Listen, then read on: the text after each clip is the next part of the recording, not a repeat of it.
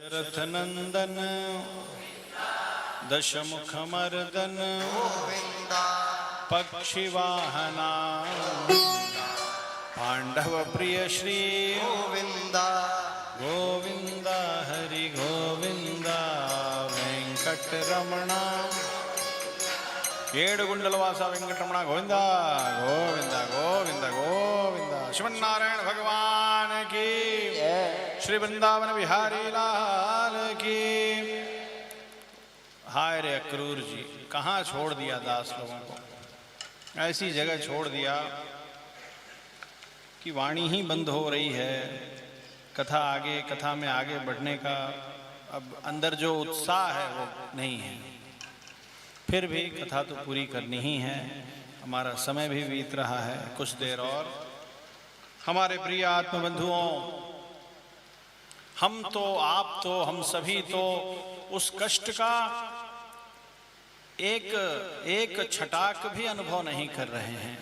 हम क्या करेंगे, समुद्र के एक बूंद भी हमारे को अनुभव नहीं है। लेकिन गोपिकाओं की कैसी दशा होगी, इसका वर्णन करने के लिए कोई शब्द नहीं है। कन्हैया रे अपने दासी को भूल मत जाना, दर्शन देना प्यास बुझाना चरणन में लिपटाना। कन्हैया रे अपने दासों को भूल नहीं जाना। इतना सुंदर पद है, किसी एक भागवत का लिखा है। आगे बढ़ते हैं। अक्रूर जी महाराज, नाम तो उनका अक्रूर है, हृदय बड़ा पवित्र है, बड़ा कोमल है, भगवान के बड़े बड़े विशेष दास हैं। भगवान की माधव मदन मुरारी केशव कली मलहारी, भगवान के पराक्रम का स्मरण करते हैं तो उनका हृदय थम जाता है। लेकिन भगवान को जब देखते हैं, उनकी सुकुमारता को देखते हैं, उनके कोमल कोमल हाथ पैरों को देखते हैं, उनकी छोटी अवस्था को देखते हैं, उनकी कोमलता को देखते हैं, तो उनका हृदय बड़ा विचलित हो जाता है। बड़ी विचित्र दशा हो गई है अक्रूर जी महाराज की। तो फिर लाल जी उनको इस अवस्था से निवृत्त करते हैं। कैसे करते हैं? यमुना में, मथुरा की तरफ यमुना के किनारे किनारे जा रहे हैं। आगे मथुरा से पहले यमुना जी में एक कुंड है, उसका नाम अनंत तीर्थ है या ब्रह्म हृद है। इस ग्रीष्म शीत हृदय एस ब्रह्म प्रहिष्टोस्मि ग्रीष्म शीत हृदय इव। ऐसा सुंदर वो कुंड है, ऐसा महिमाशाली है, अनंत तीर्थ है। भगवान रथ से उतर के उस तीर्थ में आचमन करके जल पी के और वापस रथ में विराज जाते हैं। भगवान की आज्ञा लेके अक्रूर जी महाराज उस अनंत तीर्थ में जाते हैं, आचमन करते हैं और भगवान की ऐसी प्रेरणा होती है कि उसमें गोता लगाते हैं। जल के अंदर उनको शंख चक्र गदा पद्म लिए हुए साक्षात श्रीमन नारायण दिखते हैं। बाहर सिर निकाल के देखते हैं, अरे ये जो कृष्ण हैं ये चतुर्भुज कब हो गए, ये कृष्ण इस जल में कैसे आ गए? बाहर देखते हैं तो कृष्ण रथ पे बैठे हैं। फिर अंदर देखते हैं तो भगवान दर्शन हो रहा है भगवान का। भगवान उनको उपदेश देते हैं, अक्रूर अपने हृदय से दुख को निकाल दो। मैं ही साक्षात श्रीमन नारायण हूँ, अखिल कोटि ब्रह्मांड नायक हूँ, अनंत कल्याण गुण संपन्न हूँ, परात्पर पर ब्रह्म हूँ, जगत की उत्पत्ति पालन और संहार का कारण हूँ। तुम अपने मन में किसी प्रकार का दुख मत लाओ, मुझे शीघ्र मथुरा पहुंचा दो। इस प्रकार भगवान का वो दिव्य चतुर्भुज स्वरूप दर्शन करके अक्रूर जी महाराज का दुख चला जाता है। रथ आगे बढ़ता है। मथुरा के पास, बिल्कुल पास नगर के पास एक उपवन में नंद बाबा और बाकी ग्वाल वाल पहले से पहुंच गए हैं। वहाँ उन्होंने अपना स्थान बनाया है, रहने का अस्थाई निवास स्थान बनाया है। लाल जी सरकार वहाँ पधारते हैं। अक्रूर जी महाराज को वहाँ छोड़ के ग्वाल वालों की टोली को लेके, बलराम भैया को लेके, पिता से आज्ञा लेके, पिताजी मैं जरा नगर भ्रमण करके आता हूँ, इस मथुरा नगर को देख के आता हूँ, ऐसे पिता की आज्ञा लेके चलते हैं। गोविंदा। अब देखो भैया, रामावतार में भी धोबी भैया थे। धोबी भैया ने क्या कहा था? क्या कहा था? क्या कहा था? कोई नहीं बोल रहा है। अम्मा जी को क्या कहा था? उसकी धर्मपत्नी थोड़ा कहीं चली गई थी, ताई जी के यहाँ या ताऊ जी के यहाँ, थोड़ा आने में लेट हो गया था उसको, उसी के काम से गई थी। तो चिल्ला के कहा था कि मैं राम थोड़े हूं कि तुम 11 महीना कहीं रह के आओगी और रख लूंगा। तो कैसी ये कृष्ण कथा है, धोबी से ही शुरू हो रही है। राम से जहां छूटी थी, कृष्ण से वहीं शुरू हो रही है। आगे गए तो एक धोबी जाता हुआ दिखाई दिया, नए नए वस्त्र लेके जा रहा था। नए नए वस्त्रों को खूब बढ़िया धो के, प्रेस करके, ड्राई क्लीन करके ले जा रहा था। लाल जी को याद आ गया, यही धोबी है, दुष्ट। उन्होंने कहा इधर आओ। बलराम भैया ने कहा, धोबी इतना सुंदर कपड़ा लेके कहाँ जा रहा है? ऐ बच्चों, मुझसे उलझो मत। ये कपड़ा किसका है मालूम है? पता चल जाएगा तो गड़बड़ हो जाएगा। कंस का है ना? हाँ, ये कपड़ा मुझे दे दो।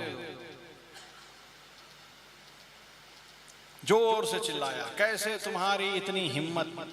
बलराम भैया इतना सुनने वाले हैं क्या? उन्होंने उसको एक चांटे का प्रसाद दे दिया। चांटे का प्रसाद जानते हैं? कोई नहीं बोल रहा है। श्रीमन्नारायण भगवान की मिट्टी के मूर्ति का मुंडी जैसे टूटता है, वैसे टूट के गिर पड़ा। वस्त्र उठाया, पहन लिया, ग्वाल वालों को पहना दिया, जो वस्त्र बच गया उसको सड़क पे छोड़ दिया। ये सब ऐलाने जंग है। ये सब शुरुआत है। उनको कंस से युद्ध करना ही था दूसरे दिन। ये सब तरीका है युद्ध शुरू करने का। मेरे साथ ऐसा मत करना, मेरा धोती होती मत फाड़ देना भाई। एक तो दास के पास 7-8 धोती है, वो भी गड़बड़ हो जाएगा। तो आगे चलो। वैसे दास उस कैटेगरी में है भी नहीं। आगे दर्जी प्रसंग है। रहता एक दर्जी था मथुरा में, लेकिन उसका चित्त जो था कल की तरह, जैसे गोपियों का वर्णन आया था, अरे कोई गोविंद को ले लो, कोई दामोदर को ले लो, कोई माधव को ले लो, ऐसा कहती थी। कहना चाहिए दूध ले लो, दही ले लो, माखन ले लो। तो जब बाजार जाती थी तो क्या कहती थी? गोविंद दामोदर माधवेति। अरे मुझसे कोई गोविंद को ले लो, दामोदर को ले लो, कोई माधव को ले लो। दर्जी महाराज रहते तो मथुरा में थे, लेकिन उनका चित्त लगा था वृंदावन में। भगवान के दर्शनों की बहुत दिनों से इच्छा थी, और जब उन्होंने सुना कि लाल जी सरकार आ गए हैं, तो नया कैंची, नई सुई और नया धागा सब ले वे के सब रेडी था। भगवान का कपड़ा सिलने का मौका मिल जाए तो कैसे सिलूंगा, धागा में थूक कैसे लगाऊंगा, अब चार हो जाएगा ना। तो सब सुई वही सब रेडी करके बैठा था। जैसे ही देखा भगवान आ रहे हैं, दौड़ के गया, कहा सरकार आपका तो श्री विग्रह इतना सुंदर, और ये कपड़ा भी सुंदर, लेकिन ये कपड़ा बेढब है, यहां से लटक रहा है, यहां से लटक रहा है। आज्ञा हो तो दास इसको ठीक कर दे। लाल जी ने कहा ठीक कर दो, और सुई उठाई, और गोविंदा ये सेवा है, देखा? ठीक है जी। ऐसे ही एक दिन परमपद जाने का मौका मिलेगा। वो मौका कुछ क्षण का होगा। उस दिन चूक जाता दर्जी तो सेवा नहीं कर पाता। बस उसके दुकान के आगे से वो जा ही रहे थे, वही क्षण था, उतने देर में ही सेवा कर लेना था। उतने देर में सेवा कर दिया। सबरी मैया के पास भगवान 1 महीने के लिए नहीं आए, बस उसके आश्रम से होके गुजरे, वही क्षण था सेवा करने का। सेवा कर दिया। कैसा भागवत है, कैसा उसने स्वरूप का अनुभव किया है, वो उतने 2-4 क्षण में पता चल जाता है। गोविंदा देखा, इसलिए हमारे स्वामी जी हम लोग को बिल्कुल रेडी रखते हैं, हमेशा एक ही बात करते हैं सुबह से शाम तक, सेवा सेवा सेवा, भगवत भागवत आचार्य कृपा, भगवान का अनुभव, भगवान की सेवा करते हैं ना। और एक भजन भी गाते भी हैं और गवाते भी हैं, सैकड़ों साल से गा रहे हैं, गवा रहे हैं। यही प्रसंग का भजन है, यही है सेवा प्रसंग। कौन सा भजन है वो हमेशा बताते हैं, वो बस एक लाइन, टिकटिया काट दो स्वामी हमें बैकुंठ जाना है ना। फिर लास्ट में है, कृपा की मेहर कर दीजो सिर्फ गाड़ी, टिकटिया काट दिया स्वामी जी ने, समाशित कर दिया, भगवान को दिखा दिया, चरण पकड़ा दिए, स्वरूप बता दिया, ऐसे सेवा करना बता दिया, ऐसे उनके कृपा की बाट जोहना, ऐसे उनके प्रतीक्षा करना उनके सेवा की, यही है। तो हमारे दर्जी भैया जो थे उनको जरूर टिकटिया काट दो स्वामी बताने वाला कोई भागवत मिला होगा। उनका टिकट बिल्कुल रेडी था, कंफर्म था, ठीक है जी, वो प्लेटफॉर्म पे बिल्कुल तैयार था। लाल जी सरकार आए, सोचो उसके दुकान में भी नहीं आए, कैंची लेके ही बाहर आ गया, अभी ठीक कर देता हूँ, कर दिया। ऐसे ठीक हुआ होगा क्या? कितना प्रैक्टिस किया होगा, मन ही मन ध्यान किया होगा, महात्माओं से पूछा होगा जो वृंदावन के तरफ से आते थे, कितने बड़े हैं सरकार, तुमको कैसे बताएं कितने बड़े हैं, मैं कोई स्केच आर्टिस्ट थोड़े हूँ, बच्चे को दिखाया होगा, इसके बड़े हैं, इसके बड़े, इसके जैसे, इसके जैसे, इसके जैसे, अच्छा ठीक है। दर्जी फिर दर्जी क्या चीज का नाप लेता है? कंधे का लेता है ना। ऐसे सब बैठे हैं जैसे कपड़ा ही नहीं सिलाया है। दास को छोड़ के सब कपड़ा सिलाते हैं, दासी का कपड़ा सिला हुआ नहीं है। हाँ, दास का कपड़ा एक ही आदमी सिलाता है। कन्हैया कहाँ गया? क्योंकि दास का दर्जी वृंदावन में रहता है। हाँ, दास वृंदावन 10-5 साल में एक बार जाता है। तो अभी दर्जी प्रसंग हुआ था वृंदावन में, यहीं कहीं कन्हैया बैठा होगा।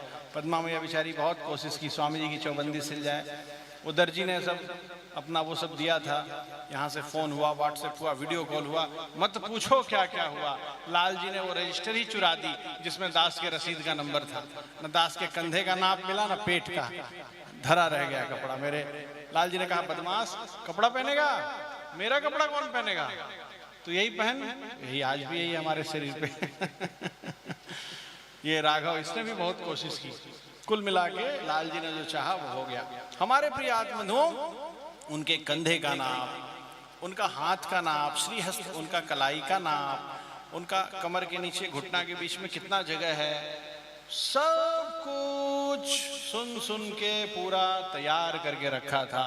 ये तैयार हो सकता है, महात्मा लोग हमको भी तैयार कराते हैं, बोलते हैं ना, शशंख चक्रम सकिरीट कुंडलम सपीत वस्त्रम सरसीरुहे क्षणम। कैसे हैं वो? सहार वक्षस्थल शोभिकौस्तुभम नमामि विष्णुम शिरसा चतुर्भुजम। कब आय कर को कहेगा एक मधुर मूर्ति आ रही। कैसे हैं? तो जामा अहे जरीदार छिति अद्भुत छटा, और कैसे हैं? कर कमल में धनुबाण, आगे जरी मखमल का पदत्राण है, और आगे पूछत यही सबसे कहा, सिया राम जो मम प्राण है। स्वामी जी महाराज की। देखा, दर्जी ऐसे दर्जी नहीं था, सोया था उठ के जाके कपड़ा ठीक कर दिया, नहीं, बहुत प्रिपरेशन किया था, बहुत प्रिपरेशन, महाभागवत था। आगे आगे जैसे ही माली ने सुना, एक माली था, वो बेचारा बड़ा निर्धन होगा, कंस की सेवा किया करता था, फूल ओल ले जाता था उसके लिए।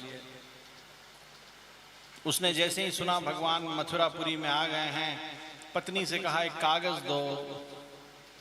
कहा होगा, ऐसा लिखा नहीं है, पत्नी ने दे दिया। रिजाइनिंग लेटर कहते हैं ना, रिजाइन लेटर लिख दिया। कहा कंस के यहाँ से कोई आएगा तो उसको दे देना। अपने कैंकरे को करने वालों को खड़ा कर ही लेते हैं, क्यों जी? खड़ा कर लेते हैं, वो ठीक टाइम पे खड़ा कर लेते हैं, अपना सब कैंकरे करा लेते हैं। आगे एक माता जी जा रही थी, उसका मुंह तो बड़ा सुंदर था, युवती थी, लेकिन वो शरीर से कुबड़ी थी, 3 जगह से मुड़ी हुई थी। वो ऐसे सिर नीचे करके जमीन में देख के चलती थी, वो पूरा कमर से मुड़ गई थी। उसके आगे ही खड़े हो गए लालजी सरकार। माता जी कहाँ जा रही हो? अरे मैं कहाँ जाऊंगी, मैं बहुत अच्छा विद्या जानती हूँ, मैं चंदन का लेप बड़ा सुंदर तैयार करती हूँ, कंस को ये सब रोज बना बना के देती हूँ। लाल जी ने कहा मुझे दे दो। किसको दे दो? मुझे दे दो। थोड़ी देर सोचती रही, दे दूं कि नहीं दूं, दूं कि नहीं दूं, इसको दे दूं।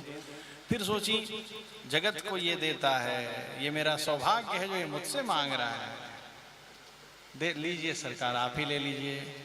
भगवान ने क्या किया? उसके दोनों पंजे पर अपना श्री चरण रखा, उसके ठोडी के नीचे 2 उंगली लगाई, गोविंदा, बिल्कुल सीधी हो गई। प्रभु दासी के घर पधारिए। अभी नहीं, मैं जरूर आऊंगा। वही है, तुलसी अर्चना में आज भी उस कुब्जा का नाम लेते हैं, उस घटना को आज भी तुलसी अर्चना में दोहराते हैं और भगवान को कुब्जा के नाम पे एक तुलसी अर्पण करते हैं। वो मंत्र बताओ क्या है? ला ओम कुब्जा कृष्णांबरधराय नमः, है ना, है कि नहीं? ओम कुब्जा कृष्णांबरधराय नमः, वही घटना है, कुब्जा कृष्णांबरधराय नमः। कुब्जा स्वस्थ हो गई। भगवान उस स्थान पे पहुंच गए जहां उस धनुष यज्ञ का धनुष रखा था। वो धनुष बहुत विशाल था। खेल खेल में ही अनायास भगवान ने उस धनुष को उठा लिया। जैसे रामावतार में जनकराज जी के दरबार में धनुष तोड़ा था, वैसे ही श्री कृष्णावतार में कंस के महल में इस धनुष को भंग कर दिया।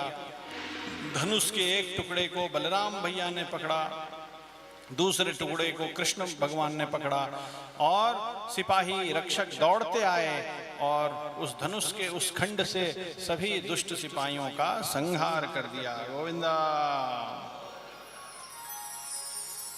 पूरा वर्णन करने की जरूरत है, कैसे कैसे संहार किया? जरूरत है क्या? कोई नहीं बोल रहा है, सब सोच रहे हैं जरूरत तो है, करोगे तब तो। तुम्हारा तो विषय ही अलग है, वो तुम्हारा विषय मिलते उसमें चिपक के बैठ जाओगे, छोड़ोगे ही नहीं। दाहिने बाएं ऊपर नीचे छंद स्तोत्र सब उसके पीछे आगे पीछे सब बता बता के मार डालोगे हम लोग को। क्यों जी? सब बाद में कहते होंगे पका पका के मार दिया। जैसे मारा मारा, सुनो मेरे जैसे आदमी को बुलाओगे तो सुनो यही सब। हम तो भाई भगवान के नौकर हैं। किसके नौकर हैं? तो उन्हीं की चाकरी गाते हैं ना, वो वही हमको प्रसाद देते हैं। इसीलिए 12 तिलक लगा के रखते हैं, पेट पे भी तिलक लगाया है। किशन भैया कथा सुनाते हैं ना कि एक सेठ जी बड़े भागवत थे, वैष्णव थे, तो गुरु जी के साथ रहे तो उनको भी तिलक का थोड़ा शौक हो गया ज्यादा। तो गए तो ऑफिस में बोले कल से सब कर्मचारी तिलक लगा के आएंगे। ये कहने के लिए है, ऐसा है नहीं। तो एक कर्मचारी नहीं लगा के आया तो उसको पकड़ के सेठ जी के सामने लाया गया। बोले सेठ जी तिलक नहीं लगाया। सेठ जी बोले तिलक क्यों नहीं लगाया? बोले मैं लगाया हूँ। हैं? कहाँ लगाया? दिख तो नहीं रहा। शर्ट उठा के बोला सरकार मैं पेट पे लगाया हूँ। पेट पे क्यों लगाया? बोले पेट के लिए नौकरी कर रहा हूँ तो पेट पे तिलक लगा लिया। अब जो समझ लो, पेट समझो या हाथ समझो, हम उन्हीं के नौकर हैं, उन्हीं का गाते रहते हैं, बाकी कुछ सोचते नहीं हैं। तो हमारे सब आचार्यों ने ऐसा किया है। भगवत विषय ही हमारे लिए श्रेष्ठ। आगे बढ़ते हैं। गोविंदा।